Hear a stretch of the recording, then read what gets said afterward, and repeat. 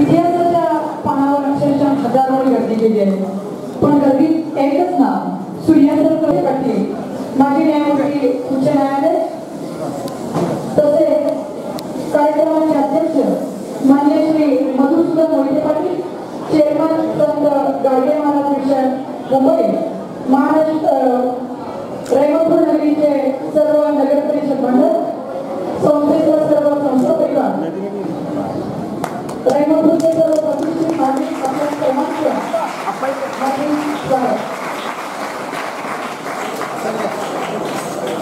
वसंतदानाचा सारा प्रवास आहे मातीमूळ राखेकडे, वसंतदानाचा सारा प्रवास आहे मातीमूळ राखेकडे आणि पुन्हा राखेकडून पुन्हा मातीकडे. म्हणून निश्चित वाटते की जोवर आहे माती तोवर तरी तुटणार कशी अतूट नाही, आणि तुटली जरी वरवरची पाती आदरावर इथली आदरा. दादांच्या जन्मशताब्दी वर्षानिमित्त आजची ही नवी व्याख्यानमाला आणि या व्याख्यानमालेचे प्रमुख व्याख्याते आहेत माजी न्यायमूर्ती श्री बी.जी. कोळसे पाटील, तसेच सर्व मान्यवर. पुन्हा एकदा आपलं हार्दिक स्वागत आणि कार्यक्रमाची सुरुवात करत आहोत ईश्वर सन्मान.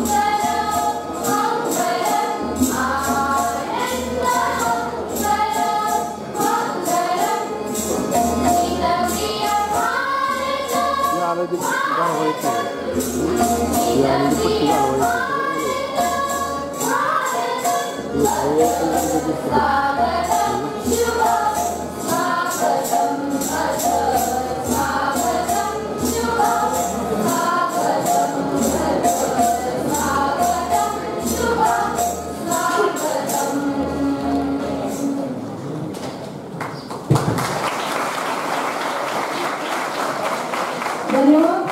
समाजचं प्रत्येक काम चिखलाच्या पाण्यावरती करतं.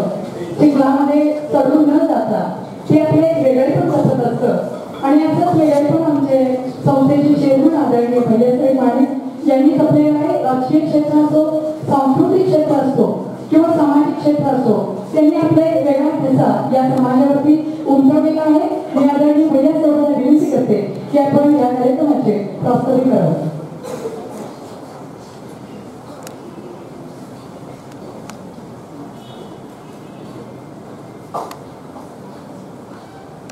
महाराष्ट्राचे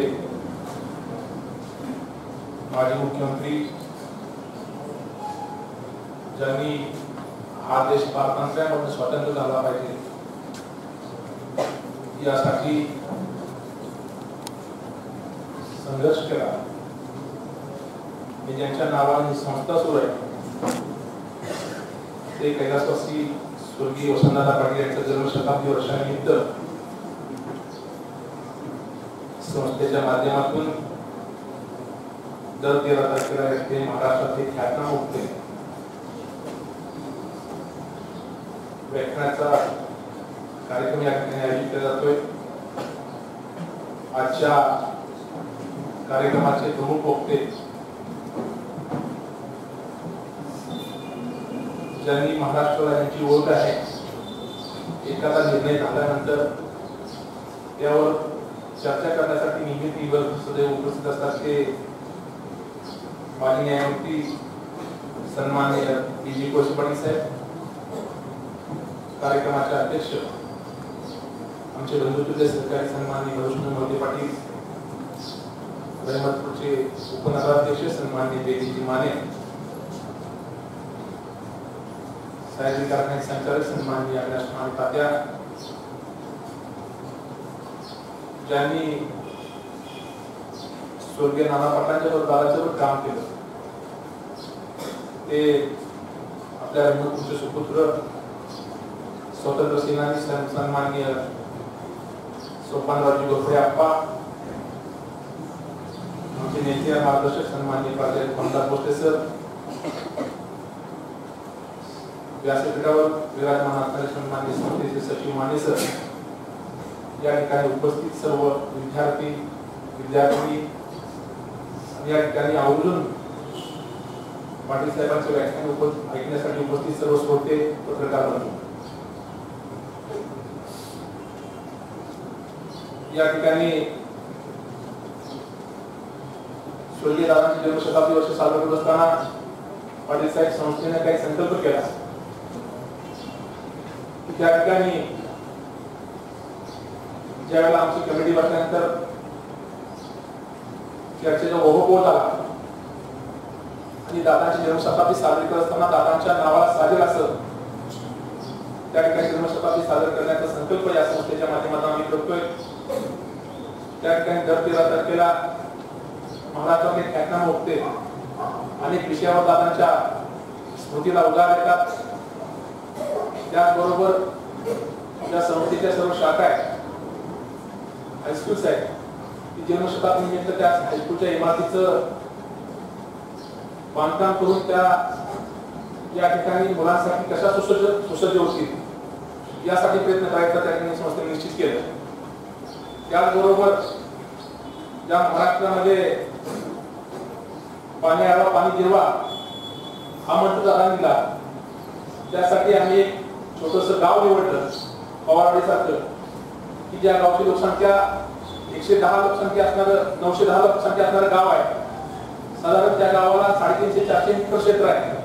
त्यापैकी 100 हेक्टर क्षेत्र फॉरेस्ट आहे आणि 22 हेक्टर क्षेत्र हे सरकारी जमीन पण म्हणून आहे. त्या गावामध्ये संस्थेच्या माध्यमातून त्या ठिकाणी काम करण्याचा निश्चित केलं आणि योगायोग असा की पाणी फाउंडेशनचं काम त्या ठिकाणी पाणी फाउंडेशन स्पर्धा सुरू झाली त्यामध्ये पवारवाडीत सहभाग घेतला. त्या ठिकाणी महाराष्ट्रामध्ये जवळपास 30 जिल्ह्यांमधून 1315 गावं या स्पर्धेमध्ये भाग घेतला. आणि जे पाणी फाउंडेशनचं उद्दिष्ट होतं, जे नॉर्म्स होते ते पूर्ण करण्याचं काम त्या ठिकाणी संस्थेच्या माध्यमातून केलं. आज मला सांगताना आनंद होतोय की 1315 गावामधून पहिली इन्स्पेक्शनची टीम झाली, त्यामध्ये 500 गावं गेली. दुसरी टीम झाली, त्यामध्ये 500 गेली. आणि फक्त त्या ठिकाणी महाराष्ट्रामध्ये फायनल राऊंड मध्ये जी 12 गावं आली त्यामध्ये पवारवाडीचा समावेश करण्यात आला.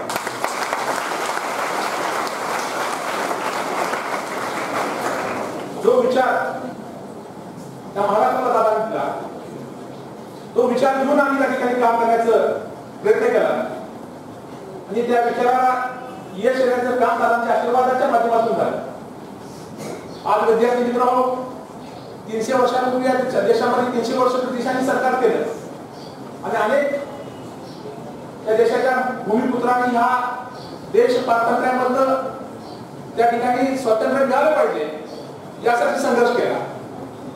परंतु जर आता भारताची परिस्थिती बघितली तर पाटील साहेब, आपण आता तुम्हाला दुसरं युद्ध करावं लागेल आणि ते कसं की स्वकीय असेल. या ठिकाणी या देशामधील जी व्यवस्था आहे त्या व्यवस्थेशी परत एकदा तुम्हाला त्या ठिकाणी युद्ध करण्याची भूमिका घ्यावी लागेल, अशी परिस्थिती समाज व्यवस्थेमध्ये निर्माण होत चाललेली आहे. आज या ठिकाणी मी खूप बोलणं उचित नाही. आज या ठिकाणी कोळसे पाटील साहेब आले. 2-3 महिन्यापूर्वी सर मी कोळसे पाटलांसाठी दादांचे श्री साहेब यशवंत हत्तेंना आदर धरला की साहेब, जरी मी राजकारणामध्ये क्षेत्रामध्ये काम करत असतो तरी माझ्या शैक्षणिक कार्यक्रमामध्ये राष्ट्रीय काम लोक करण्यासाठी वेगवेगळ्या क्षेत्रातील त्या ठिकाणी लोकांना आणून समाजामध्ये की जी खऱ्या अर्थाने दीपस्तंभासारखी की ज्या माणसांच्या काहीतरी घेण्यासारखं आहे अशी माणसं समाजामधील पुन्हा आणणं हे उचित त्या ठिकाणी होतंय. आपण आला त्याबद्दल संस्थेच्या वतीनं वसंतदादा पाटील जन्मशताब्दी कमिटीच्या वतीनं आपण खूप स्वागत करतो. जय हिंद, जय महाराष्ट्र.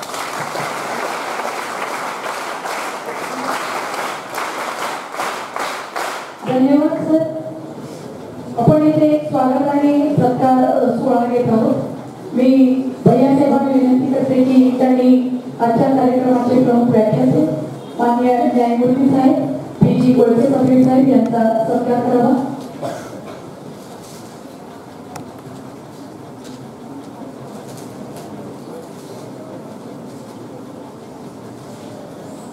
न्यायालयाच्या कामाबरोबरच त्यांनी अहमदनगर येथे गुहा लावणी गंगाधर बाबासाहेब. धन्यवाद सर. कार्यक्रमाचे अध्यक्ष माननीय श्री मधुसूदन मोहिते पाटील सर यांचा सत्कार एस.के. मानेप्पा यांनी करावा असं मी आपणास विनंती करते.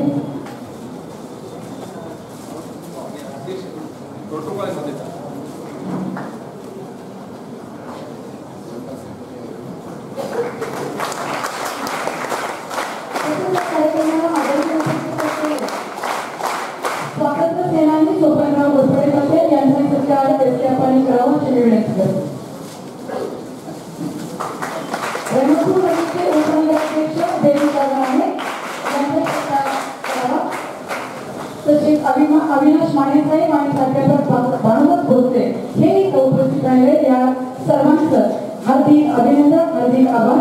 आणि मी असं सांगितलं की गंगाधर बाबा छात्रालय आश्रम जे पी.जी. कोळसे पाटील साहेबांनी स्थापन केलेलं आहे, परंतु एवढा अल्पसा परिचय आपल्याला पुरेसा नाही, तर सखोल परिचय देण्यासाठी मी इथे व्यासपीठावरती आमंत्रित करते आमचे वसंतदादा पाटील ज्युनियर कॉलेजचे प्राध्यापक आर.के. निकम सर यांना. पद्मभूषण डॉक्टर वसंतदादा पाटील यांच्या जन्मशताब्दीच्या निमित्तानं 90 पुष्प गुंफण्यासाठी आज आपण इथं सर्वजण जमलेलो आहोत. व्यासपीठावरील सर्व मान्यवर मंडळी आणि उपस्थित माझे सर्व सहकारी, ग्रामस्थ आणि विद्यार्थी मित्र मैत्रिणी,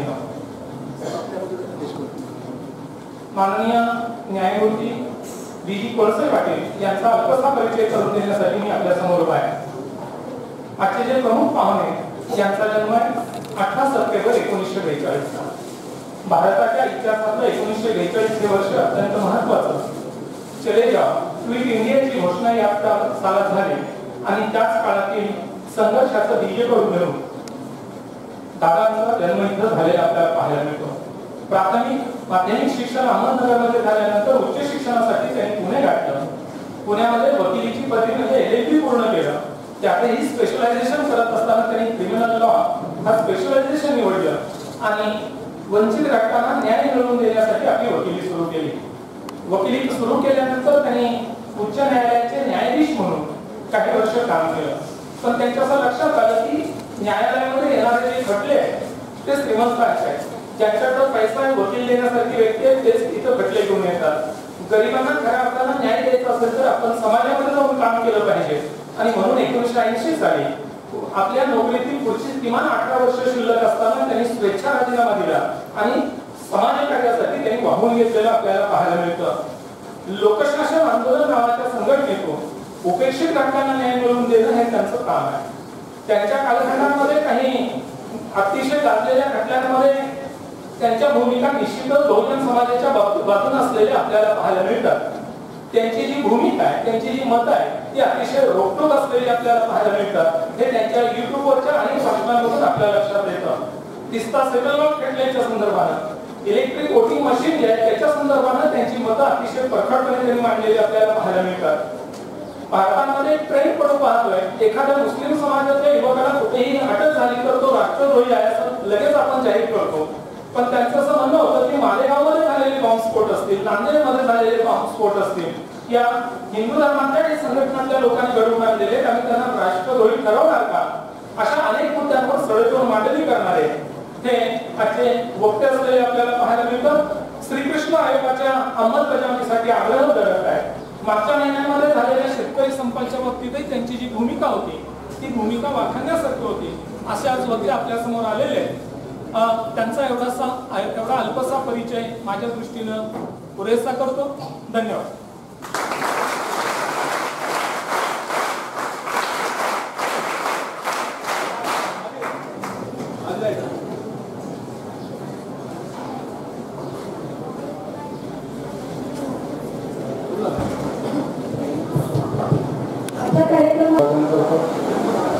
आज दादांच्या जन्मशताब्दी वर्षाच्या निमित्तानं गेली वर्षभर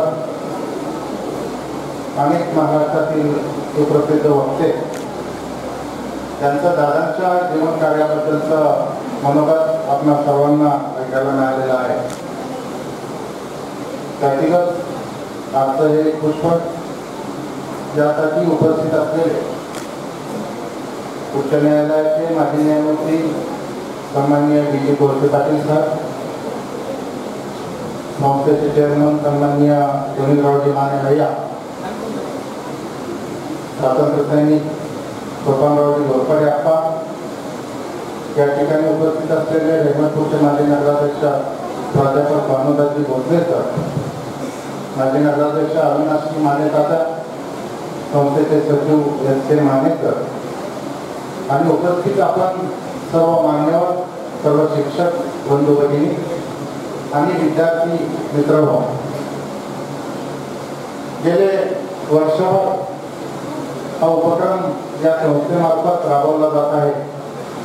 दादांचं जे जीवन कार्य आहे ते या तरुण पिढीला समजावं आणि त्या कार्याचे आदर्श घेऊन पुढे वाटचाल व्हावी हा प्रामुख्याने यामध्ये उद्देश आहे. ही संस्था शैक्षणिक गुणवत्तेबरोबर अनेक उपक्रम नेहमीच राबवत असते आणि म्हणूनच या वसंतदादा पाटील शिक्षण संस्थेनं आपल्या गुणवत्तेचा एक वेगळा ठसा या परिसरामध्ये निर्माण केलेला आहे. कैलासवासी गुलाबरावजी माने भाऊ यांनी या शिक्षण संस्थेची स्थापना केली. भाऊंचे आणि दादांचे अतिशय जिव्हाळ्याचे संबंध होते आणि त्यातून साकारलेली ही वसंतदादा पाटील शिक्षण संस्था खरोखर एक आदर्श काम समाजासाठी करत आहे. दादांचं जीवन ग्रामीण भागामध्ये, ग्रामीण भागातील लोकांच्या समाजाच्या विकासासाठी आयुष्य त्यांनी खर्ची घातलं. जन्म सांगली जिल्ह्यामध्ये झाला. 1 वर्षाचे असताना त्यांचे आई वडील गेले, आजीनं सांभाळ केला. प्रतिकूल परिस्थितीमुळे दादांचं शिक्षण नाही झालं. परंतु अनुभवातून दादांनी जे काही केलं त्या अनुभवाच्या जोरावर दादांनी राजकीय जीवनामध्ये, सहकारामध्ये, औद्योगिक क्षेत्रामध्ये त्यांचं महत्वपूर्ण असं नाव आहे. राष्ट्रीय पातळीवर त्यांनी हे काम नेऊन ठेवलेलं आहे. आणि म्हणून दादा जरी आज हयात नसले तर आज समाजामध्ये दादाची जी प्रतिमा आहे, दादांचं जे कार्य आहे ते खरोखर ते आदर्श आज या वाटचालीसाठी महत्वपूर्ण आहेत. आज या ठिकाणी न्यायमूर्ती डी कोळसे पाटील साहेब आलेले आहेत. त्यांनी सांगितलं, सरांनी मगाशी परिचय करून देता, की स्वतःच्या न्यायमूर्ती पदाचा राजीनामा देऊन समाजासाठी त्यांनी झोकून देऊन काम केलं. लोकशासन नावाच्या संघटनेतून समाजासाठी, समाजाचे, बहुजन समाजाच्या उद्धाराचे जे प्रश्न आहेत ते अतिशय तळमळीनं मांडण्याचं काम कोळसे पाटील साहेब करत आहेत. विशेषतः संत गाडगेबाबा, संत तुकाराम यांच्या विचारांचा प्रभाव त्यांच्या मनावर फार मोठा आहे. गाडगे महाराजांच्या विश्वस्त संस्थांचे प्रमुख विश्वस्त म्हणून ते काम पाहत आहेत. त्यांचंही काम आदर्श आहे. त्यांचं मनोगत आपल्याला या ठिकाणी महत्वपूर्ण आहे. आपण त्यासाठी सर्वजण या ठिकाणी जमलेलो आहोत. आज या ठिकाणी मला आपण अध्यक्ष म्हणून या कार्यक्रमासाठी बोलवलं. खरं तर कार्यकर्त्यांच्या भूमिकेतून काम करणारा मी एक कार्यकर्ता आहे आणि या संस्थेतील एक घटक आहे असं समजून मी नेहमीच काम करत असतो. आपण मला या ठिकाणी निमंत्रित केलं, मी आपल्याला मनपूर्वक धन्यवाद देतो. या शिक्षण संस्थेच्या भावी काळासाठी शुभेच्छा व्यक्त करतो आणि सांगतो जय गाडगे. समाजामध्ये जगत असताना कोणताही एक माणूस एक न्याय मिळवू शकत नाही. त्याला आवश्यक असते ती संघटनाची, असं न्यायमूर्ती साहेब म्हणतात. शिकण्याच्या वाटेवरच्या आनंद ज्यांना कधीच जाता आलं नाही त्या लेकरांसमवेत त्यांनी अहमदनगर येथे नंदनवन फुलवलं आहे. मी आजचे प्रमुख व्याख्याते न्यायमूर्ती सर बी पाटील, कोळसे पाटील साहेब यांना मी विनंती करते की आपण आपलं मनोगत व्यक्त करावं.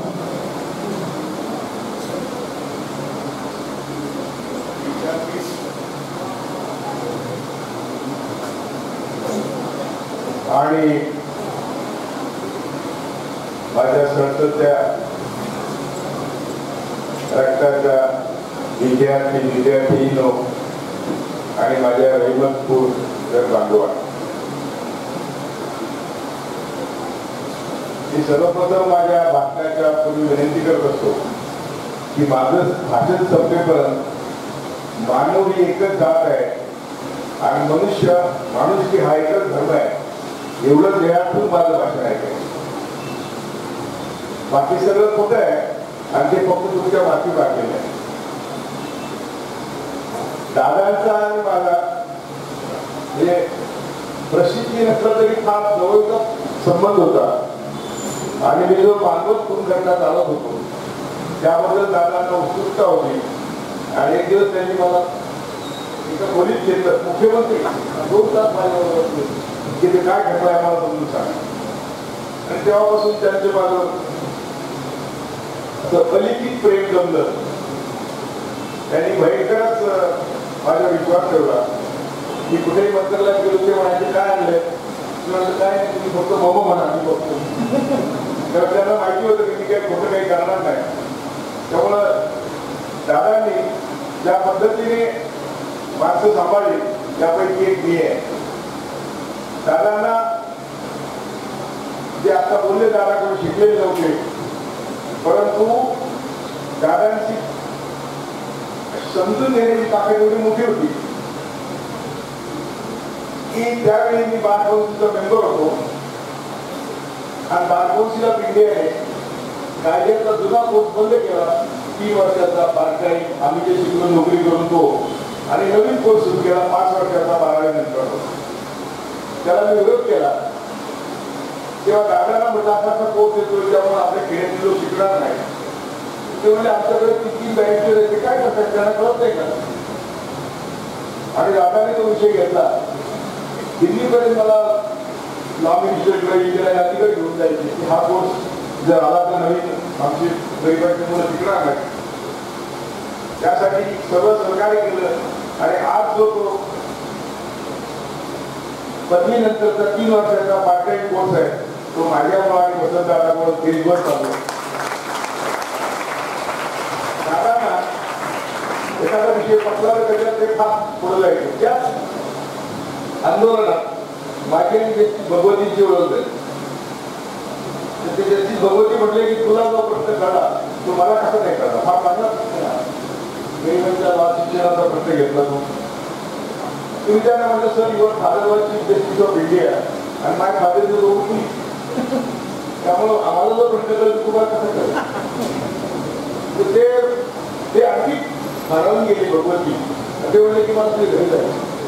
आमचं झोपडीचं घर शेतात होतं. त्या 2 शेळ्या बहिणी 2 बहिणी आई वडील. मी जेव्हा लावला गेलो खेड्याचे मला समजून सांगा ऐका म्हणजे पुण्याला मी लॉ कॉलेज एकच लॉ कॉलेज होतो. पुण्याला गेलो पुण्याचे माझे वर्गाचे मित्र म्हणायचे आणि कोळशे म्हणजे शेळीचं वाचन किंवा शेळीचं माझं फॅमिली होतं वाचतच पाहिजे. आम्ही एकत्रच होतो. 2 शेळ्या आई वडील आम्ही एका झोपडी झोपायचो. वाच का तर आपण खेड्यातले म्हणून आपल्या मनानुसार निर्णय नसता कामा नाही. ठीक आहे हा देश आहे भारत देश आहे. हा शेळ्या मेंढ्यांचा देश आहे. आमच्या शेळ्या मेंढ्यावर आमचं चालतं. त्यामुळे लाजायचं काही कारण नाही. तर मग भगवतीने आईला सांगितलं माझ्या रडले तिथे आणि म्हणे त्याला मी हातकोट देत नाही. हातकोट असं की दादांचे आपण सांगतात आता नाटक नाही होतं नाही गेलं नाही राजकारण नाही. दादांकडे डोक्यात घेतलं हा थोडा त्याचा प्रॉब्लेम त्यामुळे झाला. दादा आणि भगवती दोघांनी आता की आपण आता बोललात निकम सर थोडे साखर आवाजात बोलले बरोबर करतो. परंतु आज जी देशाची परिस्थिती आहे ती काय निकम सर पूर्वीची नाही. आता हे उघड आलं. पूर्वी हे छुपे होते. त्यामुळे मी म्हणले की आरक्षण डॉमिनेटेड ज्युडिशियरी आहे मी त्यात 38 वर्षाचा होतो. मी तुम्हाला घेणार नाही न्यायमूर्ती पदावर. कारण न्यायमूर्ती पदावर अशी माणसं घेतली जातात त्यावेळी चंद्रचूडचा मुलगा भगवतीचा मुलगा अशी माणसं घेतली जातात त्यांची लागेबागे असतात. आमच्यासाठी खेळाच्या माणसाला घेणार नाही ती निवड करते. ते म्हणजे आम्ही आता पाहता एक करू पण ते करू 4 वर्ष जागा पाहिजे आणि वयाच्या 42 जणांची मी खेळतो. दादांचा मोठेपणा असा इथे गेल्यावर त्यांनी मला ताजला पाठी दिली. ताज हॉटेलला जेवायला बोलवलं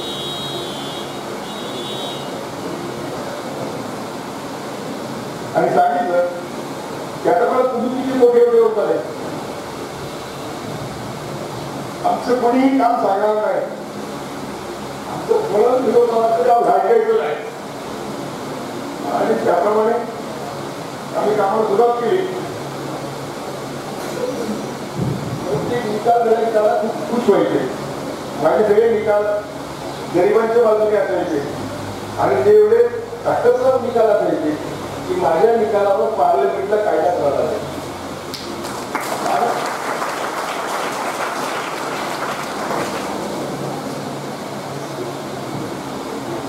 एक एक निकाल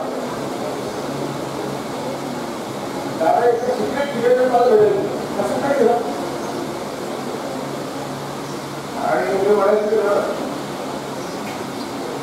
की आपलं उपजत आहे आपण काय विद्वान नाही आपला अनुभव आहे. उदाहरणार्थ काय झालं एक कॉन्स्टेबलची केस होती. त्याला 6 मुली. त्याने म्युन्सिपल कमिशनरला अर्ज केला की माझं पगार भागत नाही आणि म्हणून मला माझ्या बायकोला मुलींना भाजी विकायसाठी हातगाडीचं लायसन्स द्यावं. त्याला दिलं नाही. त्या कॉन्स्टेबलने स्वतः त्यावर राखलेलं होतं आणि त्याचा प्रयत्न केला. कमिशनर पण केला. त्यावेळी कायदा होता की आपण त्याचा प्रयत्न थांबू नये आणि त्याबद्दल सस्पेंड केला. ही केस माझ्याकडे आली. हायकोर्टामध्ये अगोदर ते ऍडमिट करतात नंतर ते ऐकतात हेअरिंग होतं. तुम्ही सांगितलं की नाही ही केस मला आताच ऐकेल आणि त्याचं फायनल डिसिजन द्यायचं. पहिली ऑर्डर केली मी सरकारला याला ताबडतोब कामावर घ्या. त्याचा गुन्हा झाला वगैरे तुम्हाला कबूल नाही, असा वगैरे होत नसतो. आत्महत्येचा प्रयत्न हा गुन्हा नाही. हा मेघवालेनी 1838 साली केलेल्या कायद्याचा सेक्शन मी 1945 साली काढला आणि तो सेक्शन रद्दबातल केला मी. तो आता पार्लमेंटने रद्दबातल केला. किंवा अशा अनेक आपण एक्साईज कर भरतो. तो जो कर भरताना म्हणजे आपण एखादी वस्तू विकत घेतो तेव्हा याचा कर आपण भरतो आणि उद्योगपती सरकारला करतो. तर तो उद्योगपती सरकारला सांगायचा की हा कर माझ्याकडून तुम्ही चुकून घेतलाय, बेकायदेशीर घेतलाय, तुम्हाला परत करावा पाहिजे आणि सरकार त्याला परत द्यायचं. प्रत्यक्ष कर आम्ही भरतो, परत उद्योगपती घेतो. तोही निकाल मी उद्योगपती देऊन दिला आणि उद्योगपतीला ते पैसे घेण्याचा अधिकार नाही असा मी निकाल दिल्यानंतर माझा निकाल सुप्रीम कोर्टाने हायकोर्टाने रद्द केला. शंकरराव चव्हाण मुख्यमंत्री होते, त्यांना माझा हा निकाल जर तुम्ही माझं ऐकलं तर देशाचे लाखो कोटी रुपये असतील. ते म्हणजे मी आता मुख्यमंत्री आता काय करू, महिन्यातून महिन्याचे झाले अर्थमंत्री देशात आणि मी त्यांच्याकडे तो निकाल पत्र घेऊन दिलं. त्यांनी सगळ्या देशातले उद्योगपतींना परत द्यायचे पैसे थांबवले आणि त्यावेळेस सुप्रीम कोर्टामध्ये लिटिगेशन होतं. 22,000 कोटी रुपयाचं सुप्रीम कोर्टात लाखाच्या केस झाले. अशा प्रकारे त्याचा पण नरसिंहरावने कायदा केला की जर उद्योगपतीने माल विकला आणि त्याच्यातून एक्साईज वसूल केला तर तो एक्साईज सरकारने उद्योगपतीला देता कामा नये. सांगण्याचा उद्देश असा आहे की आपण खेड्यातले असल्यामुळे आपल्याला एक नुंगड नसतो. शहरातले लोक फार हुशार असतात, त्यांच्याकडे फार अक्कल असते, असं काही नाही. फक्त आम्ही आमची ही खेळून जी एक भीती असते ती काढून टाकली. दादांना इतकं स्ट्रॉंग कॉमन सेन्स होतं की मी वकील असताना दादांना एक फोन केला की दादा आताची औरंगाबादला आपली एक नातेवाईक मुलगी आहे. दादानी तिला मेडिकलला स्पेशल ऍडमिशन दिलं होतं.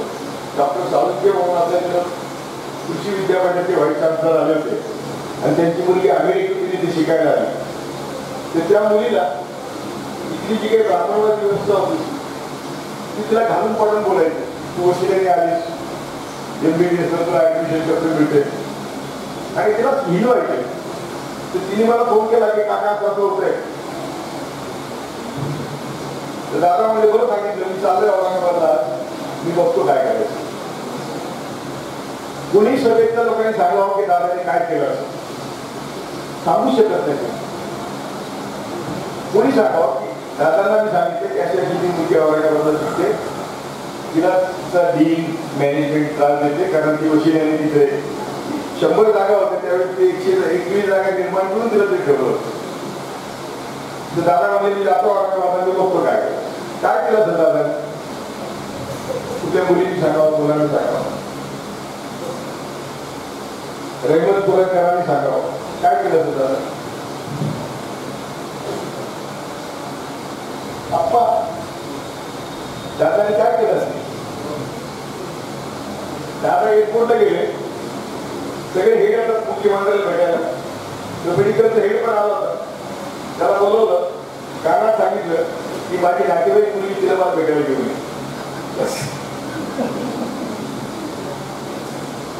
एक शब्द बोलले त्रास का देतो, काहीही बोलले नाही. दादा आले औरंगाबादून, मी फोन केला होता, काय केलं, मी केलं काय केलं त्याने मी केलं. त्या मुलीने विचारलं, ती मुली केला तो 3 स्वतःवर गेला की दादांकडे भेटायला बोलवले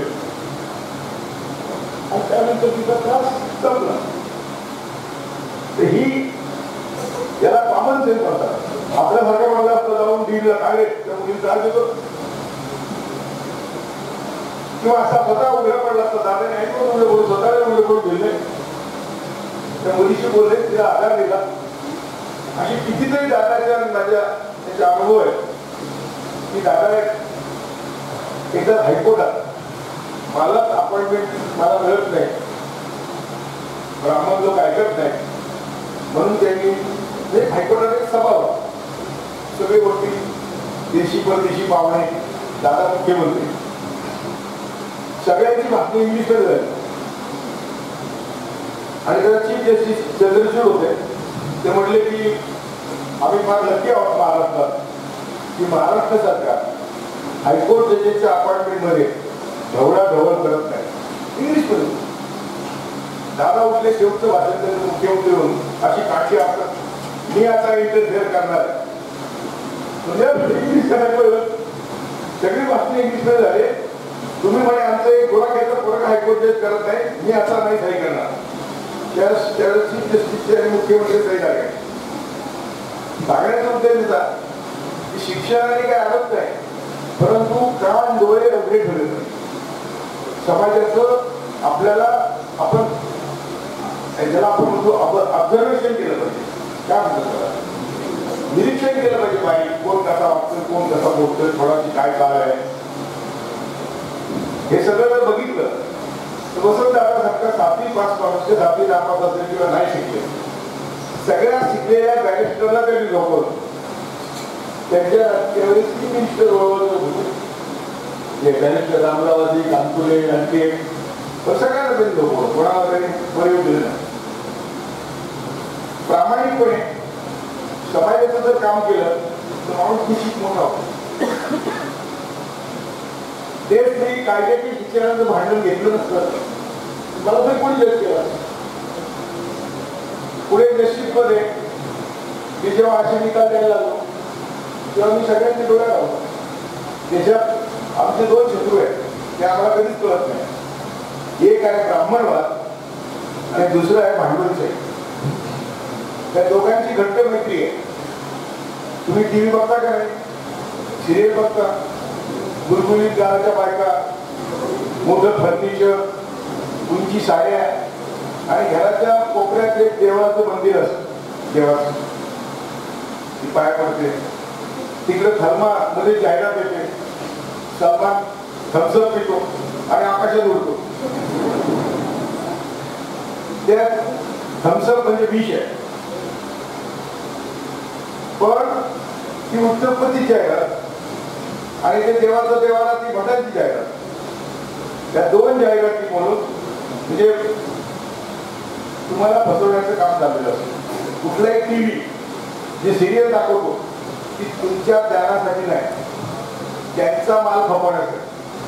त्यांच्याकडे 2 प्रकारचा माल आहे. एक माल आहे की तुम्हाला वास्तवात ठेवायचं नाही, वास्तवात ठेवायचं नाही. म्हणजे कसं, तर मी जर आता म्हणलो त्याचा इथं दाट अंधार आहे काय दिसत नाही, तुम्ही काय म्हणत कोणती बनायला वेळ लागलं म्हणत नाही. इथे जरा उजेड आहे का म्हटलं, कारण तुम्हाला दिसतंय प्रकाश आहे, म्हणजे तुमची बुद्धी चालवली, बुद्धी चालवली की नाही. तुम्हाला जर मी म्हटलं की आमचं करा तुम्हाला स्वर्ग मिळेल, तर त्या सांगणार तुम्ही विचारणार तर तुला स्वर्ग कुठे आहे, विचारणार का नाही विचारणार. किंवा तुला नरकात असेल त्याला तुम्ही विचारणार का नरक कुठे आहे, नाही विचारणार. त्याचं कारण काय, त्याचं कारण तुमचा मेंदू बधीर आहे. हा जो बधीर मेंदू आहे त्या बधीर मेंदूतून बाहेर पडल्याशिवाय वसंतदादा होता येत नाही. वसंतदादा डायरेक्टली विचारायचे महाराष्ट्र बँकेला, तुमच्या बँकेत आमच्या माणूस एक शिपाईगिरी आहे का, डायरेक्ट विचार. तर ही जाणीव होती आणि ही जाणीव असणं, हे निरीक्षण करणं, हा समाजाचा अभ्यास करणं, हे कळवळ्याशिवाय होत नाही. तुकाराम महाराज म्हणतात पाहिजे तो कळवळा मग बळा काय होणे. जिथं झोपडीत राहणार माणूस, तर मी आयुष्यभर जेव्हा समाजाचं काम करतो तेव्हा माझा कळवळा आहे म्हणून मला बरं आहे.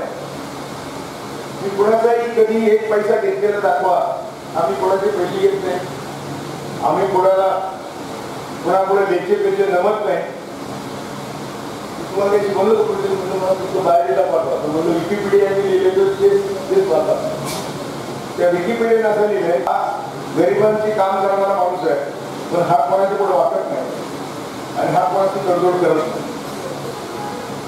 फॉरेन एजन्सी लिहिलंय, माझे निकाल परदेशाच्या लोकांनी ती नोंद घेतली, पण आमच्या देशामध्ये आता समजा पार्लमेंटने कायदे केला कुठतरी म्हणायला पाहिजे की हा निकाल पूर्वी न्यायमूर्ती गोडसुपाला दिला अजिबात म्हणा. आमचे न्यायमूर्ती सावंत जागतिक प्रेस असोसिएशनचे अध्यक्ष होते. जागतिक देशाचे होतेच प्रेस अध्यक्ष होते. तरी देशातल्या मीडियाने एक ओळ त्यांच्यावर लिहिलेली त्यांची जगभर भाषा व्हायची. कारण या देशामध्ये ब्राह्मण सोडून बाकी सगळे नंबर 2चे नागरिक आहेत. हिंमत असेल तर लिहून ठेवा. हा हे 100% सत्य आहे. बाकीच्या इथे देशात नागरिक समजतच नाही. आणि मग मी मुख्यमंत्र्यांची दाखल बोलतो. मी शेकडो उदाहरण द्यायला आहे की इथे ही ब्राह्मणवादी शक्ती आणि भांडवलशाही या दोघांनी या देशाला नागोर केलेलं आहे. आणि आज तो फार कुठले गेलं. तुम्ही जर न्यायमूर्ती सावंत आणि न्यायमूर्ती कृष्णा यांचा गुजरात दंगलीवरचा निकाल त्यांचं जे त्यांनी जाऊन ते साक्ष घेतलं, गुजरात दंगलीवर रिपोर्ट दिला आणि ते आता म्हणले की मोदीवर कुणाचा खटला लावला. जस्टिस खरे सुप्रीम कोर्टाचे प्रमुख न्यायमूर्ती ते म्हणजे मला जर संधी मिळाली तर मोदीला फाशी देईल. आता एक आयुब राणा नावाच्या मुलीने पुस्तक लिहिले. तिने सगळ्या बघा एक मुलगी तिने अवघड ठिकाणी कॅमेरा ठेवला. तिने तिथून त्याचा जबाब शूट केला. तो म्हणतो की आम्हाला मोदीने ऑर्डर दिली पाहिजे तेवढे मुसलमान 3 दिवस थांबा. हे आईची DIG यांची तिने ती म्हणजे मला पिक्चर करायचं. मी अमेरिकन आहे. मी अमेरिकन माणूस बरोबर घेतला आणि तिने जाऊन बरं मुली किती काम करतात. तिने जाऊन गुजरात त्या मोठमोठ्या पोलीस अधिकाऱ्यांच्या IAS ऑफिसरच्या मुलाखती घेतल्या. मी अमेरिकेतून आले होती. मला ते गुजरातवर पिक्चर करायचं आहे म्हणून तुमचे जबाब पाहिजे. आणि सगळं खरं बोलून घेऊ. म्हणजे जेव्हा 30 सेकंड वाढले ही सगळ्या चौकशीचे रिपोर्ट तिने सादर केलेले आहेत. म्हणजे एवढे रिपोर्ट वाचल्यानंतर मोदी सारखा माणूस आमच्या देशाचा प्राईम मिनिस्टर असावा आणि अमित शहा सरकारच्या पक्षाचा अध्यक्ष असावा यासाठी प्रत्येक भारतीयाने शर्मीने मान खाली घातली. परंतु असं बोलत नाही तेव्हा आम्ही टीका करतो. ही टीका नाही, ही वस्तुस्थिती आहे आणि त्याच्यासाठी मी काहीही शिक्षा भोगायला तयार आहे. कारण मला माहिती आहे ताकदवार माणसांच्या विरुद्ध बोललं तर काय होतं. आमचे पानसरे गेले, आमचे दाभोळकर गेले, अनेक लोक गेले. त्यामुळे आमचं सुद्धा हिटलिस्टवर नाव आहे.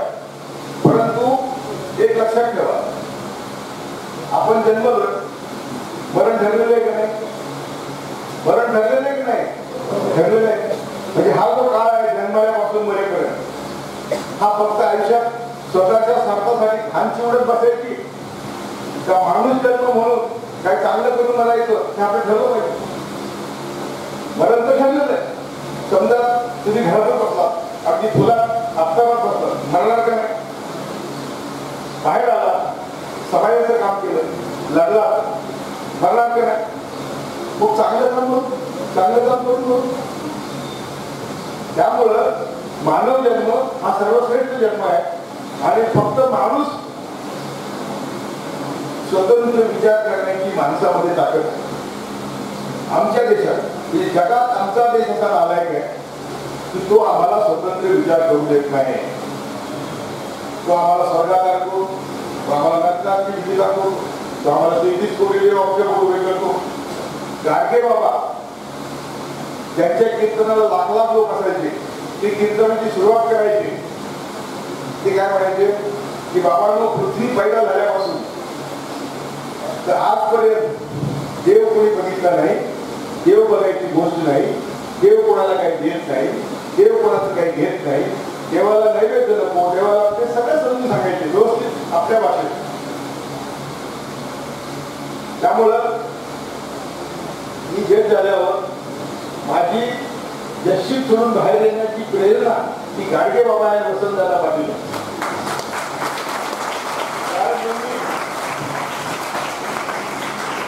ज्यांनी मला जग केलं त्यांना मला भेटणं आवश्यक होतं. राजीनामा देण्यापूर्वी दादाने फोन केला की दादा आपलं बसलं पाहिजे. तर जग असल्यामुळे माझ्या घराला येत नव्हते. मी पण त्यांना मुख्यमंत्री भेटत नव्हतो. ते एका समोरच्या शिकू बदलायला आले की मी एका बेडरूम मध्ये बसलो आणि म्हणजे की मी जे काही काम करायचं ते गेले 40 करणार नाही ते मी 5 वर्षात केलेलं आहे. माझे ठिकाण आता कोणी रद्द करू शकत नाही. माझं काम झालेलं आहे. मग काय करायचं? मी झालं तिथे ब्राह्मणवादी आणि भांडवलची शक्ती आम्हाला काम करून देणार नाही का? जेव्हा तुमचं कळतं ना तत्वज्ञान करतं तेव्हा तुम्हाला ते साधे केसेस देतात. मग तुम्हाला 18 वर्ष पुढचे माझे उरलेले बस आम्ही ठिकाणी करतो. हे इतकी आहे सुरुवातीला देऊन बघतात त्याचा जर काय कळली तुम्हाला ते प्रॉब्लेम देत नाही. त्यामुळे काय या बाहेर मी तुम्हाला त्यावेळी 88,000 असं म्हणजे 19 झाली की मी तुम्हाला 5 कोटी रुपयाचा ट्रस्ट चालू देतो आणि त्या ट्रस्ट मधून तुम्ही तुमचं भुलेशा माणसाचं काम सुरू करा. दादा असं बोलले सोलापूरला कार्यक्रमाला गेले आणि परत ते मला डेलिव्हरी झाली. नाहीतर दादांच्या संमतीने मी राजीनामा ठरलो होतं आणि भुलेशा आंबेडकरांचं काम करायला बाहेर पडायचं असं दादांची संमती मी घेतली होती. आणि त्यावेळेस मी गाडगे बाबांचं दोन्ही दांडेकरांचं चरित्र वाचतो. मी आता सगळ्या गाडगे बाबांच्या संस्थांवर आहे. आमचे मिशनचे अध्यक्ष इथं आहे. गाडगे बाबांच्या तत्वाप्रमाणे कोणीही मला चालवण्यात दिसत नाही.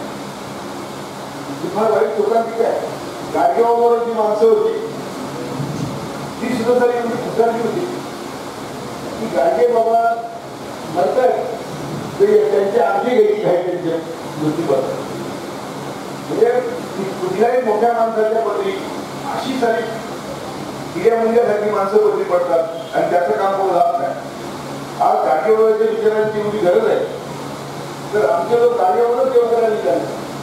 गाडगेबाबाचं देव करून ते लोकांना तयार करतात.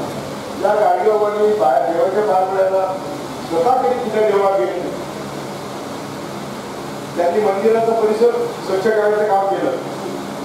अगदी गाडगेबाबा अंके बाजू तुम्ही म्हणायचं की अंके बाजू गाडगेबाबा एवढं काम करू शकतो आपण काय नाही करू शकतो. आणि म्हणून आम्ही गाडगेबाबांच्या विचाराने प्रेरित होऊ त्यांच्या कामात त्यांच्यासाठी काम करायचं नाही बाहेर पडतो. आणि तो शब्द मी आज तरी पाहिलेला आहे.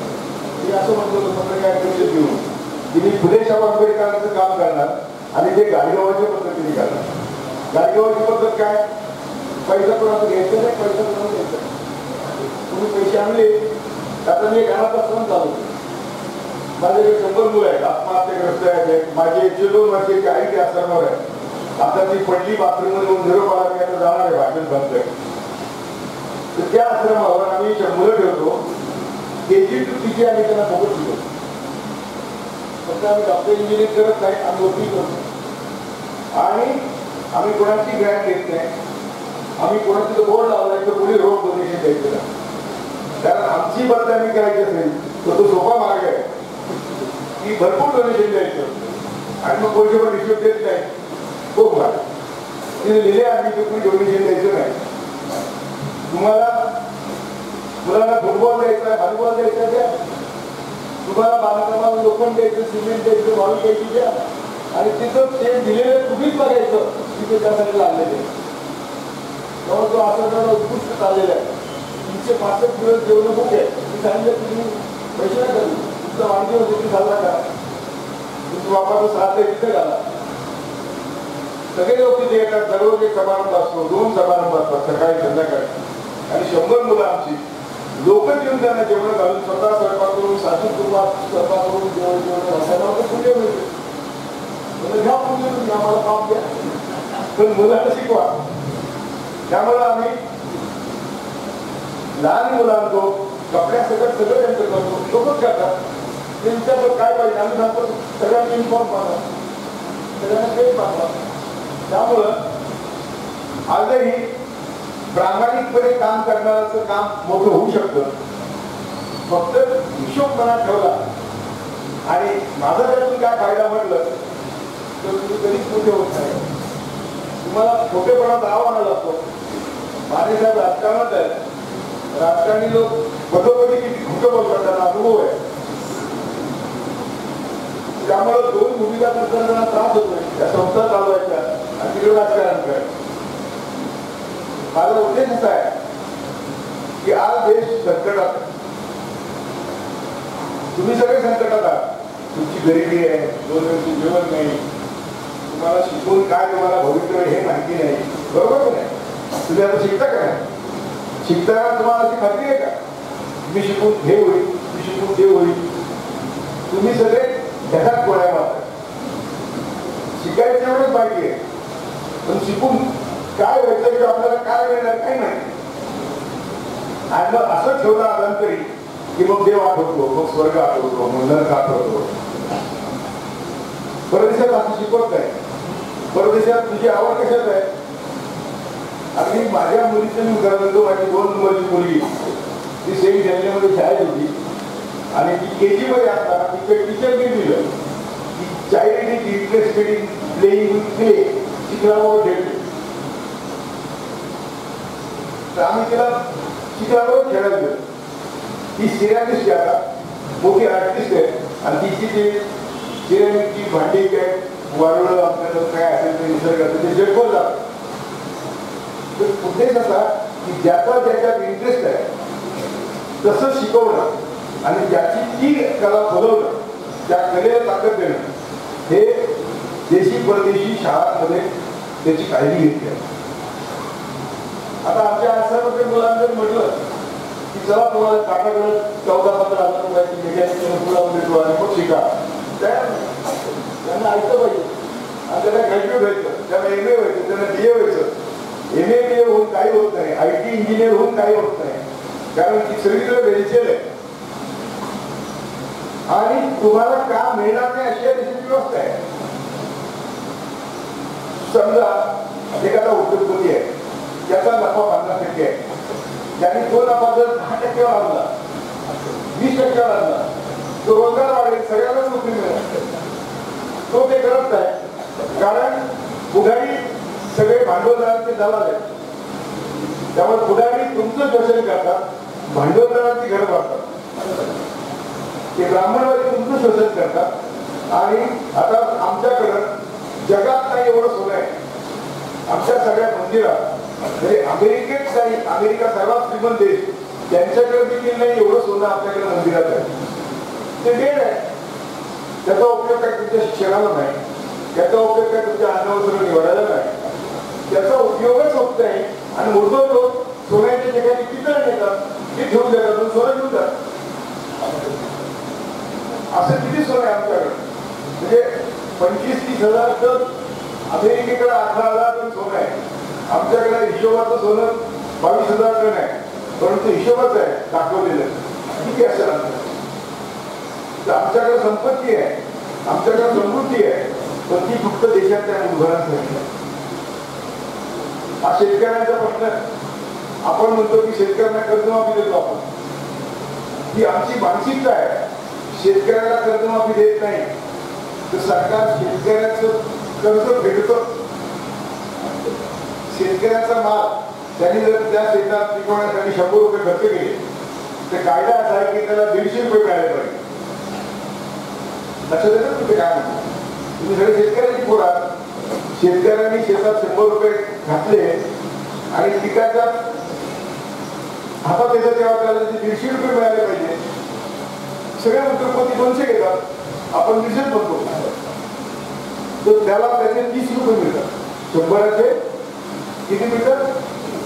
30, 50, डोक्यावर पाणी 50 मिळतात. म्हणजे दरवर्षी शेतकरी तुम्हाला 50 रुपये कर्ज देतो,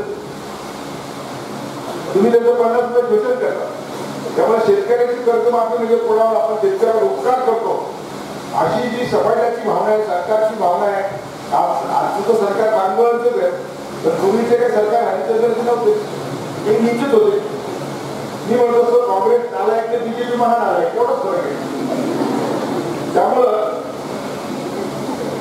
ही जी किंवा गरीबाला आपण अन्नधान्य देतो, दारिद्र्याच्या खालच्या लोकांना धान्य दिलं पाहिजे अशी आमची चळवळ आहे. किंवा भूमिहीनाला जमीन दिली पाहिजे, मच्छीमारांना मच्छीमारी दिली पाहिजे, कुंब्यांना पूल केलं पाहिजे वगैरे अशा आमच्या चळवळी आहेत. तर ज्या चळवळी काय तर देशाची तिजोरी आहे, ही तिजोरी कुठलाही श्रीमंत बनत नाही. या तिजोरीमध्ये किंवा बँकांमध्ये कुठल्याही श्रीमंताचे पैसे नाही. ते पैसे व्यापारात लावतात, ते टॅक्स चुकवतात. त्यामुळे श्रीमंताचा असला तर फक्त एवढा तांबडा भाग दिसतो ना, तेवढा फक्त श्रीमंताचा असतो, बाकी सगळे पैसे आपले असतात. शिक्षणाचं दाबाव शिक्षणाचं तुम्हाला कोणी शिकवत नाही. कसं असतं, तुम्ही सकाळी उठता, ब्रश घेता किंवा काय घेता तर तुम्ही सकाळी पावडर लावता, त्याची किंमत असते 1 रुपया, तुम्हाला विकला तर 10 रुपये. तुमच्या अंगावर कपडा आहे, त्याची किंमत असते 10 रुपये, तुम्हाला विकला तर 100 रुपये. लोक अप्रत्यक्ष कर जमावतो, त्याच्यातून भांडवलदार ब्राह्मण सगळे वाटून घेऊन उरलेलं सरकार जातो आणि सरकारची तिजोरी भरते. सरकारची तिजोरी कोणाच्या पैशाने भरते? कोणाच्या पैशाने भरते? कोणाच्या पैशाने भरते? सामान्य माणसं. तर सामान्य माणसाच्या पैशाने भरलेली तिजोरी कोणासाठी खर्च व्हायला पाहिजे? आमच्यासाठी होते का ती? त्याचा जो हा वरचा भाग आहे जो भरतो तो ही सगळी तिजोरी खातो. मोदीने गेल्या 3 वर्षात उद्योगपतींना 20 लाख कोटी रुपये सवलत दिल्या. 20 लाख कोटी घरी जाऊन आकडा यावर 20 लाख कोटी. आणि आमच्या शेतकऱ्यांना अजून कोणाच्या हातात कर्ज माफ झाले नाही. तर टीव्हीवर दररोज तो 420 मुख्यमंत्री जातो. फडणवीस म्हणजे 420 दररोज टीव्हीवर मी कर्जमाफी केली, मी 34,000 कोटी दिले, 30,000 कोटी दिले. अजून त्याच्या हिशोबात आमच्या हिशोबाप्रमाणे 7,000 कोटी सुद्धा कबूल केले, दिलेले नाही. मध्ये 10,000चं कारण द्या. त्याचं कारण असं आहे की आमचे नेते नालायक. इथं नालायक आहेतच, ते आपले शत्रूच आहे. परंतु शत्रूला आमचे लोक सामील होतात आणि त्यामुळे सगळं घोटाळा होता. मी त्या कमिटीत होतो. मी असं म्हटलं की शेतकऱ्याचे मंत्री होते सगळे, भोसकर, देशमुख, चंद्रकांत पाटील. मी सुरुवात अशी केली, तुम्ही आम्ही सगळे शेतकरी आहोत, तेव्हा आम्ही तुम्हाला शेतकऱ्यांचं दुःख सांगायची गरज नाही. शेतकऱ्याच्या अडचणी तुम्हाला माहिती आहे. तेव्हा आज मीटिंगमध्ये बाकी चर्चाच नको, सरसकट कर्जमाफी एवढं प्रॉमिस करा मिळवून जातो. त्याचं सगळे लोक बरोबर आहे. त्याने आमच्यातच 3 लोक निवडले आणि मला दुसऱ्या खोलीत जाऊ. राजू शेट्टी, तो तिकडनं बच्चू करून, ते आपले दुसरे पाटील रघुनाथ पाटील, सर्व बरे कोर्स करायला पण घेऊन जात. दुसरीकडे कॉलेज चर्चा करायला जायचं तर मला पण घेऊन जात. दुसऱ्या खोलीत आम्ही सगळे गेलो. त्यात मला हा दुसऱ्या खोलीत त्यांना घेऊन गेला, तुम्ही एका खोलीत गेलो. कारण माझी मागणी होती सरसकट कर्जमाफी, त्याला आमची मागणी नाही. त्याच्यात मुख्यमंत्र्यांनी त्यांच्याशी बोलून तत्वता सरसकट कर्जमाफी शब्द घातला आणि तो खंडीच्या वनात होता. कारण तत्वतावर कसा आहे तत्वता म्हणजे एक उदाहरण तर एवढं सांगतो, तुमचं कोण आहे, तुमच्यासाठी करणारं कोण आहे आणि तुम्हाला कोण सांगा. म्हणून तुमचा पहिला गुण काय पाहिजे?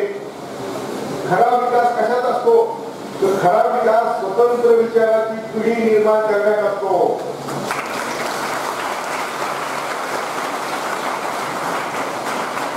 जोपर्यंत तुम्ही स्वतंत्र विचार करायला शिकत नाही तोपर्यंत हे शिक्षण चुलीत घाला.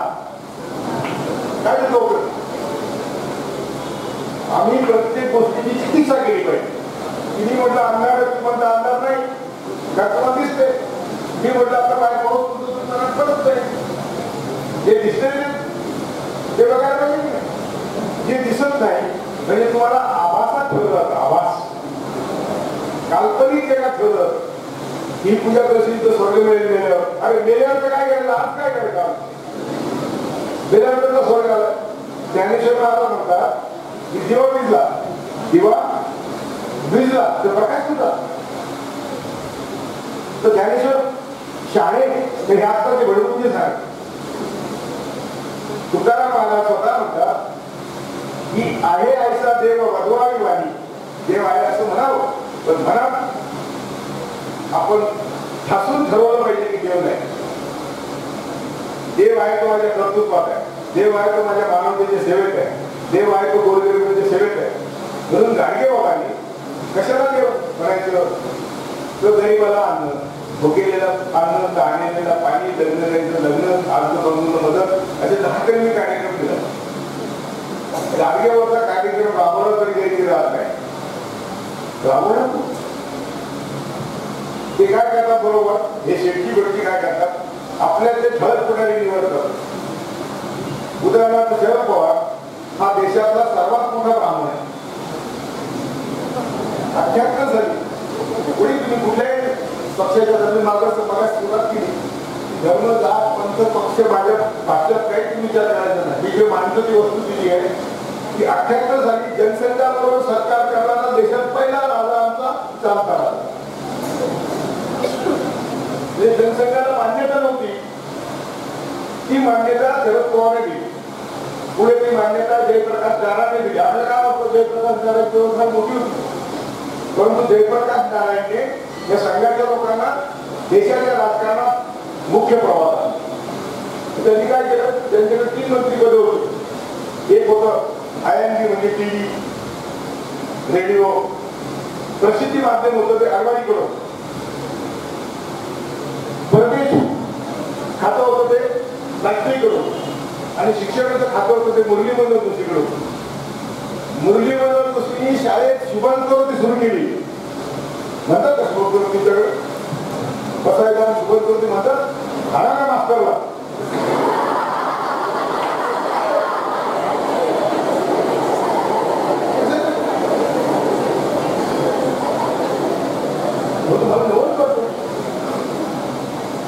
की आमच्या शाळा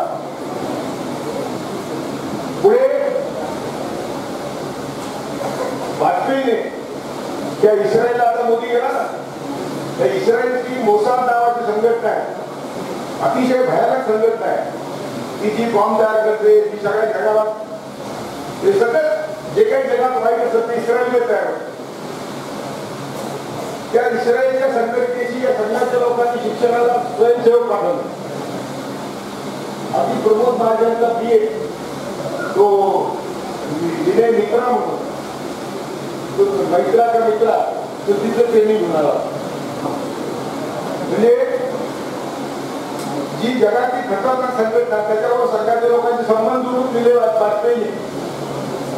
आता जो कर्नल पुरोहित जेलमध्ये आहे तो, आणि प्रज्ञा ठाकूर यांचं टेप रेकॉर्डेड आहे, माझ्याकडे पण आहे. काय आहे तर ते आम्हाला ही घटना कबूल नाही, भारतीय संविधान कबूल नाही, आम्हाला हिंदू राष्ट्र पाहिजे, आमचं राज्य हे मनुस्मृतीचं राज्य असलं पाहिजे, असे त्यांचा प्लॅन आहे. आणि त्यासाठी त्यांनी इस्रायलची आणि नेपाळची मदत घेतली, शस्त्रास्त्र आणि पैसे त्यांच्याकडून घेतले, आणि त्याप्रमाणे सगळ्या कारवाया चालू. त्याप्रमाणे त्यांनी बॉम्ब केले, बॉम्ब कधी टाकले, नाव मुसलमान दिले, ते सर घाबरले. खरंच म्हणजे फार भयानक आहे.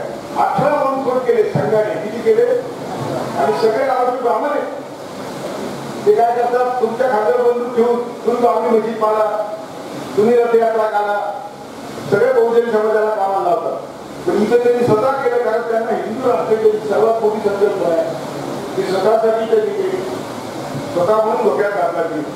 म्हणजे तुम्ही जर असं करत असाल, त्या वसंतदादाच्या नावाने शाळा नसती, यशवंतराव चव्हाण, वसंतदादा त्यांना सुद्धा बंधनं होती, तर त्यांनी ती जुगारली होती. आम्हाला आमच्या शाळा कॉलेजमधून थोडीशी आमची आयडियोलॉजी किंवा आमच्या हिंदुत्व तत्वज्ञान, सिलेबसबद्दल नाही, सिलेबसच्या बाहेरचं ते शिकवलं आहे. कारण तुम्हाला सगळ्यांना माहिती आहे का की आम्हाला सगळ्यांना शिकायला कायद्याने बंदी होती, माहिती आहे? माहिती आहे की नाही? वर आपल्याला माहिती असेल, वर आपल्याला माहिती नाही ना, कायद्याने तुम्हाला शिकायला बंदी होती, माहिती नाही का? माहिती आहे, माहिती आहे. तुम्ही कशामुळे शिकल्या मग? सावित्रीबाई फुले. कधी सावित्रीबाई फुले घेते का, पूजा करता का?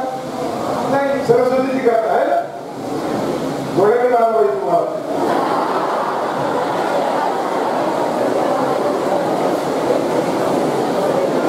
तुम्ही कधी विचारलं का की कुठे ती सरस्वती? तिने तर आम्हाला धरून शाळेत केलं नाही, आम्हाला सावित्रीबाईने धरून शाळेत केलं नाही, ती कुठे आहे?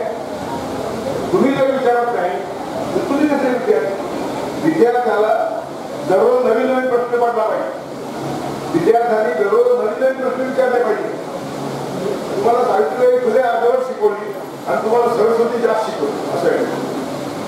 तुम्हाला महात्मा फुले आणि सावित्रीबाई फुले नसते तर ब्राह्मण बायकांना सुद्धा काही काही शिकायला बंदी होती. मी असं बोलतो की ते म्हणतात पैसे म्हणून नुसतं विष बघतोय. विष हे विष नाही, हे अमृत आहे, हे सत्य आहे. परंतु हे समजून घेण्याची आमच्या पोरांची ओळखच ठेवली नाही. म्हणजे फुले शाहू आंबेडकरांनी आम्हाला शिकवलं ते एवढ्यासाठी शिकवलं की आम्ही या शेतकी बगीच्या व्यवस्थेविरुद्ध बंद करावं, आम्ही या शेतकी बगीच्या विरुद्ध लढायला सैनिक तयार व्हावं म्हणून आम्हाला शिकवलं. ते गेले.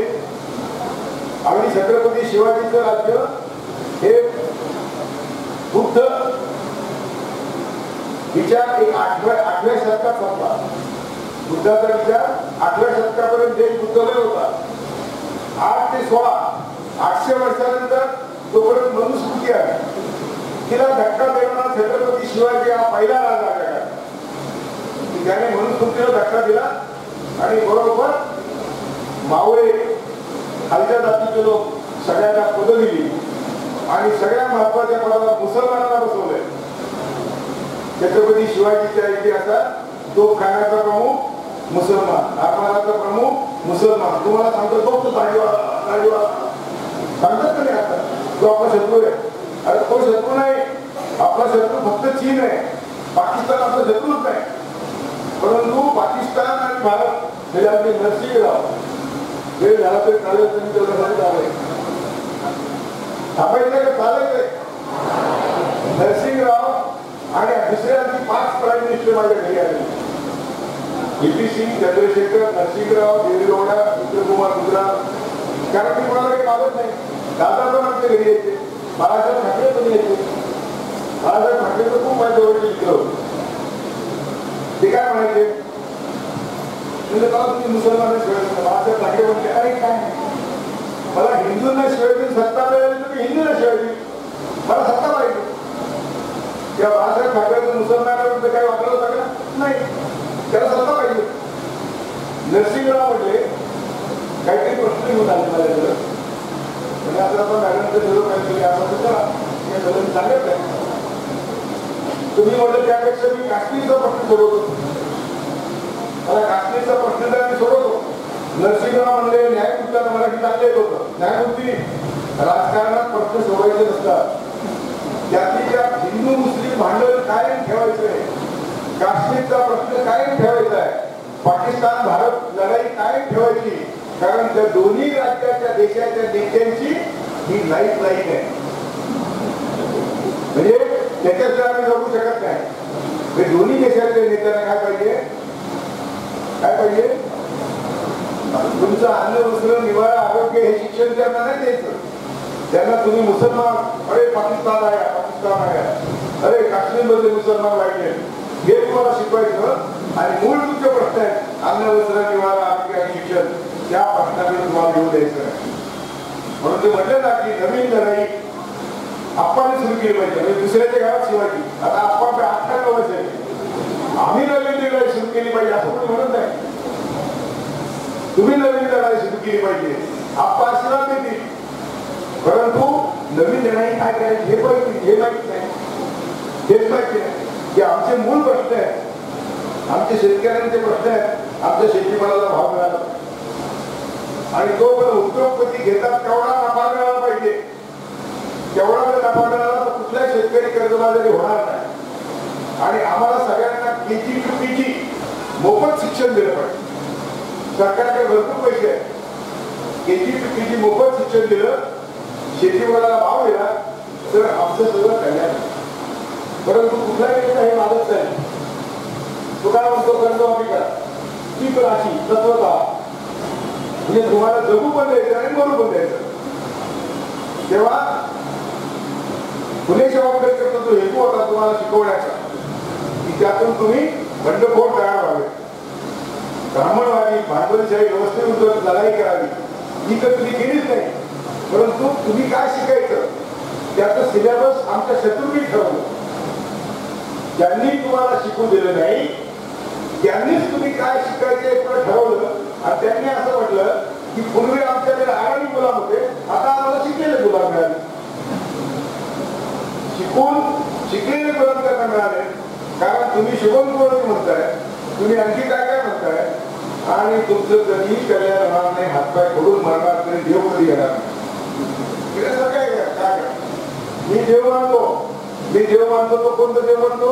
जनसेवेत देव आहे, गरिबांच्या सेवेत देव आहे, उकेलेला अन्न तामिलेला पाणी त्याच्यात देव आहे. देव दगडाचा देवळातला देव नाही. आणि म्हणून गाडगेबाबा म्हणायचे की देवळात गेला, देवळात देवा नाही, देव दिसतो का? मग काय देवा लावायचा? मग देवा मोठा का देव मोठा नाही? कारण देवच पण दिसणार तुम्हाला, देवा कसं वापरायचं? देव म्हणायचं देवाला आंघोळ घालायचं का? नाही. तुम्ही आंघोळ घालायचे, कपडे घालतायत का? नाही. पण ज्याला कपडे घालतायत नाही, ज्याला आंघोळ करतात तर तुमचं कसं कल्याण करणार? ते गाडगेबाबा सांगितले, मी नाही. आज गाडगेबाबाच्या संस्थेच्या अध्यक्षाची सांगायची ताकद नाही, मिशनच्या संस्थेची ताकद नाही, कारण तुम्हाला भीती वाटते की बांधून काय करते. त्याचं कारण तुमच्या बाळाला विचार. आम्हाला भीती वाटत नाही, तुम्हाला भीती वाटते याची कारण तुम्ही शोधा. मी आता सगळ्या पंचनामा करत नाही. तेव्हा तुम्हाला सगळ्यांना विनंती करतो की मी दिवसभर तुमच्याशी बोलू शकतो. मला फक्त मी याला म्हटलं होतं की मला शिक्षक आणि विद्यार्थी पाहिजे तेवढे संध्याकाळी व्याख्यान मला देऊ. म्हणजे संध्याकाळची व्याख्यान मला सगळ्यांना भाषण खूप चांगलं वाटतं. जांभळ्याकडे घरी जातो झोपून जातात, कोणते पण गेला का राहायला कोणी विचारत नाही. एखाद्या सरकारला जरी पटलं हे आणि त्यांनी माझ्यासारखं काम केलं तर माझा आजचा दिवस कारणी झाला. एखाद्या युवकाला पटलं की आपण स्वतंत्र विचार झाले पाहिजे, आपण बोललं पाहिजे.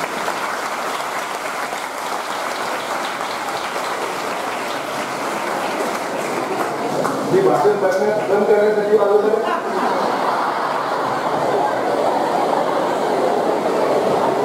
तरी मी बंद करणार नाही. मुद्दा असा होता की आज घरी जाताना काय घेऊन जायचं?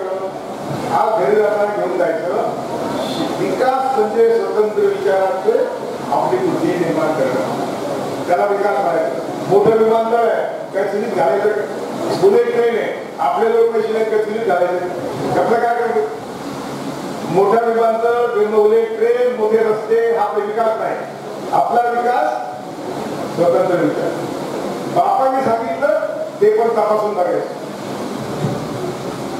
मी म्हटलं आता म्हणून करून दिलं पहिल्यांदा बाहेर काय मोठा अंधार पडला तर तुम्ही ती तुमचा बाप आहे, तुम्ही तपासून बघितलं का नाही की अंधार नाहीये काय सांगतो. तर ते जो कोणी सांगेल ते तपासून बघायचं आणि ते तपासून बघितल्यानंतर स्वतःच्या विचार, विशेषतः आमच्या मुलींवर फार मोठी जबाबदारी आहे. कारण हे भाऊ कुठं चपटीच्या मागे पडतील, ज्यांना इलेक्शन मध्ये विचारा धाब्यावर डिमांड असते, धाब्यावर म्हणजे सगळं असतात. धाब्यावर जेवून हा साहेब ह्या गावाला जाऊन त्या गावाला जाऊन त्या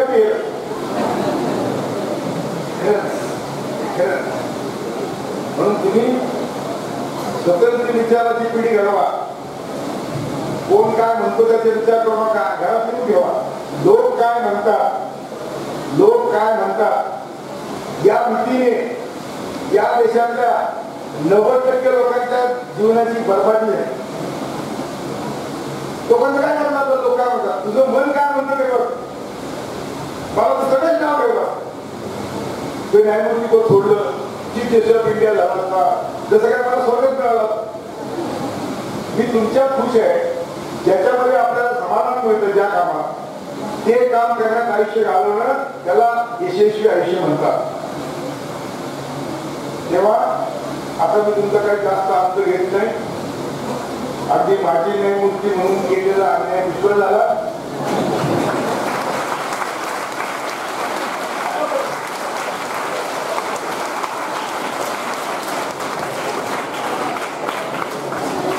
आता मला पटलं की मी अन्याय केला.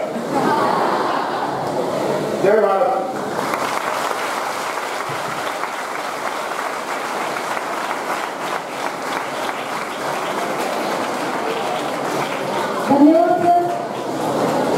जिंदगी आहिस्ता चलत है, कहीं कर्ज चुकाना बाकी है, कुछ दर्द मिटाना बाकी है, कुछ फर्ज निभाना बाकी है. माननीय कोळसे पाटलांनी आयुष्याच्या खडतर संघर्षातून दानाच्या साथीने वाट काढत हे इथवर आले. We got inspired by your words. पुढील आयुष्यासाठी आम्ही तुम्हाला सदिच्छा व्यक्त करतो आणि कार्यक्रमाचे आभार आणि समारोपाचं बोर्ड काम आमच्या संस्थेचे सचिव एस के मान्यवरांनी करावं अशी विनंती आहे. डॉक्टर वसंतराव पाटील शिक्षण संस्थेच्या वतीनं पद्मश्री डॉक्टर वसंतराव दादा यांची जन्मशताब्दी आपण आपल्या संस्थेच्या वतीनं साजरी करत आहोत. या कार्यक्रमामध्ये आवर्जून या ठिकाणी आज जे निमंत्रित केलेले प्रमुख पाहुणे आहेत आदरणीय न्यायमूर्ती कोळसे पाटील हे आपल्या संस्थेच्या विनंतीला मान देऊन या व्याख्यानासाठी एक अतिशय चांगल्या प्रकारचं मार्गदर्शन या ठिकाणी येऊन त्यांनी दिलेलं आहे आणि आवर्जून निमंत्रण त्यांनी स्वीकारलं आणि उपस्थित झाले. याबद्दल शिक्षण संस्थेच्या वतीनं मी त्यांचे हार्दिक आभार मानतो. तसेच या कार्यक्रमासाठी संत गाडगेबाबा मिशनचे माननीय चेअरमन मधुसूदन मोहिते पाटील हे या ठिकाणी उपस्थित झाले. संस्थेच्या वतीनं त्यांचे मी हार्दिक आभार मानतो. अशा या कार्यक्रमासाठी आपल्या संस्थेचे चेअरमन सातारा जिल्हा राष्ट्रवादी काँग्रेस पार्टीचे अध्यक्ष, सातारा जिल्हा मध्यवर्ती बँकेचे उपाध्यक्ष, आपल्या संस्थेचे आदरणीय चेअरमन सुनील माने तथा भाऊ हे या ठिकाणी उपस्थित झालेले आहेत. तेव्हा त्यांचेही मनापासून आभार मानतो. तसेच या प्राध्यापक भानुदास भोसले माजी संचालक सह्याद्री सहकार कारखाना हे या ठिकाणी उपस्थित झालेले आहेत. त्यांचेही मनापासून आभार मानतो. तसेच सह्याद्री साखर कारखान्याचे संचालक आदरणीय अविनाश मानेतात्या हे या ठिकाणी उपस्थित झालेले आहेत. त्यांचेही आभार मानतो. तसेच स्वातंत्र्य सेनानी या सातारा जिल्हा संघटनेचे अध्यक्ष सोपानरावजी घोरपडे अप्पा या ठिकाणी उपस्थित झालेले आहेत. त्यांचेही आभार मानतो. आणि महत्वाचं म्हणजे या नगर परिषदेचे उपाध्यक्ष बेजीजी माने हेही उपस्थित झालेले आहेत. तसेच आपल्या शिक्षण संस्थेच्या सर्व शाखांचे शाळा प्रमुख, शिक्षक सेवक, त्याचप्रमाणे विद्यार्थी बंधू भगिनी हे या ठिकाणी कार्यक्रमाचे उपस्थित झाले. याबद्दल त्यांचंही हार्दिक कौतुक करतो, आभार मानतो. रेणूपूर शहरातील मान्यवर ग्रामस्थ बंधू भगिनी या ठिकाणी उपस्थित झालेले आहेत. तेव्हा शिक्षण संस्थेच्या वतीनं आवर्जून त्यांचेही मनपूर्वक आभार मानतो. खरोखर आजच्या या कार्यक्रमामध्ये आजच्या या वक्त्यांनी जो मार्गदर्शन दिलेलं आहे ते खरोखर आपल्या जीवनाच्या दृष्टीनं घेण्यासारखं आहे. आणि त्यांनी दिलेले जे दोन मुद्दे आहेत, स्वतंत्र विचार वगैरे जे विचार दिलेले आहेत, या विचारांनी आपण भारावून गेलेलो आहोत. या विचारातून आपण आत्मसात करूया एवढंच या प्रसंगी सांगतो आणि कार्यक्रम संपला असं जाहीर करतो.